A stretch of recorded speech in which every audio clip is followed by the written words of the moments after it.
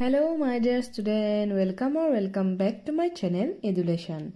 মৰমৰ ছাত্ৰ-ছাত্ৰীসকল, আজি মই তোমালোকক পঢ়াবলৈ লৈছো ষষ্ঠ শ্ৰেণীৰ ইংৰাজীৰ 2 নম্বৰ পাঠ, যেটো নাম হৈছে লিটল ড্ৰপছ অফ ৱাটাৰ। এটো এটা ইংৰাজী পদ্য হয়। তোমালোকক মই পঢ়ি দিম আৰু কবিতাটোত কি কোৱা হৈছে বুজাইও দিম আৰু প্ৰশ্নোত্তৰখিনি দি দিম। গতিকে বলা আমি ভিডিওটো আৰম্ভ কৰো। প্ৰথমতে আমি জানিব লাগিব যে কবিতাটোৰ অৰ্থ কি। লিটল ড্ৰপছ অফ ৱাটাৰ মানে কি? লিটল মানে হৈছে সৰু, গতিকে ৱাটাৰ মানে হৈছে পানী, ড্ৰপছ মানে হৈছে টোপাল। গতিকে আমি ইয়াৰ পৰা কি বুজিলো যে সৰু সৰু পানীৰ টোপাল। কবিতাটোৰ অৰ্থ হৈছে সৰু সৰু পানীৰ টোপাল। চাবা এতিয়া, little drops of water, little grains of stone. Grains of stone মানে হৈছে বালিৰ দানা। লিটল মানে হৈছে সৰু, গতিকে কি কৈছে লিটল গ্ৰেইনছ অফ ষ্টেন মানে বালিৰ সৰু সৰু দানাবোৰ। তাৰপিছত আছে make the mighty, mighty ocean. Ocean মানে হৈছে সাগৰ বা মহাসাগৰ। মেক দ্য মাইটি, মেক মানে সৃষ্টি কৰা, গতিকে কি হৈছে কৈছে যে মহাসাগৰ সৃষ্টি কৰে। এণ্ড দ্য প্লেজেণ্ট লেণ্ড মানে কি কৈছে সুখদায়ক, লেণ্ড মানে হৈছে ভূমি মানে মাটি, মাটিৰ কথা কোৱা হৈছে। সুখদায়ক বা হেপী মানে সুখ মানেতো হেপী, গতিকে ভাল লগা ভূমি বনায়। মানে কি কৈছে সৰু সৰু পানীৰ টোপালে মহাসাগৰৰ সৃষ্টি কৰিব পাৰে আৰু মহাসাগৰ সৃষ্টি কৰে, এনেকুৱাকে বুজাইছে। আৰু বালিৰ সৰু সৰু দানাৰেও বিশাল সুখদায়ক বা মানে সুখী থকা, যিটো মানে মোৰ ভাল লাগে তেনেকুৱা ধৰণৰ মাটি বনাই ল'ব পাৰে সৰু সৰু বালিৰ দানাৰে। তাৰপিছত আছে so' the little minutes humble though' they be. Little minute মানে সৰু সৰু মিনিটবোৰ, সৰু সৰু ছেকেণ্ড মিনিট এনেকুৱাকৈ বুজোৱা হৈছে। হাম্বল মানে হৈছে নম্ৰ, একেবাৰে শান্ত। গতিকে সৰু সৰু অলপ অলপ সময়খিনিও, মিনিটখিনিও কি হ'ব পাৰে make the mighty ages of ইটাৰনিটি।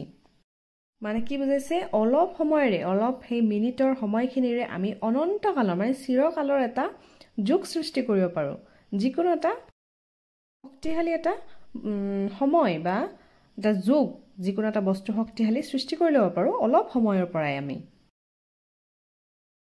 গতিকে গোটেই কবিতাটোত এইখিনি বুজাইছে যে সৰু সৰু পানীৰ টোপালেৰে মহাসাগৰ হ'ব পাৰে।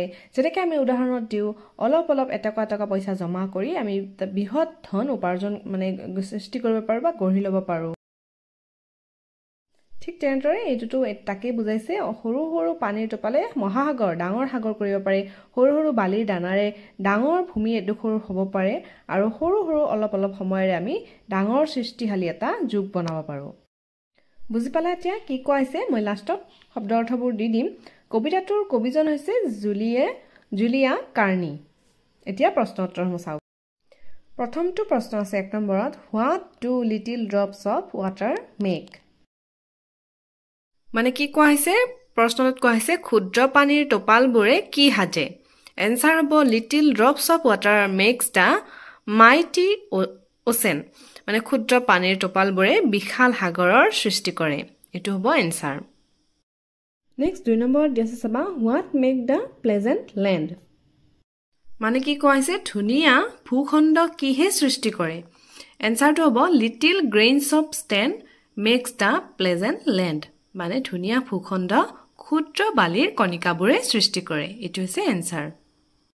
3 নম্বৰ প্ৰশ্নত কি দি আছে চাবা, what are the mighty ages of eternity made of. মানে কি কৈছে প্ৰশ্নটোত অনন্তকালৰ বৃহৎ যুগ কিহে সৃষ্টি কৰে। অনন্ত চিৰকালৰ বৃহৎ যুগ মানে কিহে সৃষ্টি কৰে। এনচাৰ হ'ব the mighty ages of eternity are made of little minutes. মানে কি অনন্তকালৰ বৃহৎ যুগ সৰু সৰু পল অনুপালে সৃষ্টি কৰে। মানে সৰু সৰু মিনিটবোৰ, কবিতাটোত যে যি আছিল সৰু মিনিটবোৰে কি কৰে অনন্তকালৰ বৃহৎ যুগ, যিকোনো ডাঙৰ শক্তিশালী যুগ সৃষ্টি কৰে। এইটো হৈছে এনচাৰ। তাৰপিছত এটা প্ৰশ্ন তোমালোকে লিখি ল'ব পাৰা, what do you learn from the poem. মানে কবিতাটোৰ পৰা কি শিকিলা। গতিকে এনচাৰটো হ'ব এনেধৰণৰ, তোমালোকে লিখি ল'ব পাৰা, from the poem we learn that every little thing on this earth has its own value and can make big changes if they come together. মানে কৈছে যে কবিতাটোৰ পৰা আমি শিকিব পাৰোঁ যে প্ৰত্যেক সৰু বস্তুৰ নিজা মূল্য আছে আৰু সকলোবোৰ একেলগে মিলি বৃহৎ সৃষ্টি কৰিব পাৰে। এইটো তোমালোকে লিখি ল'ব পাৰা।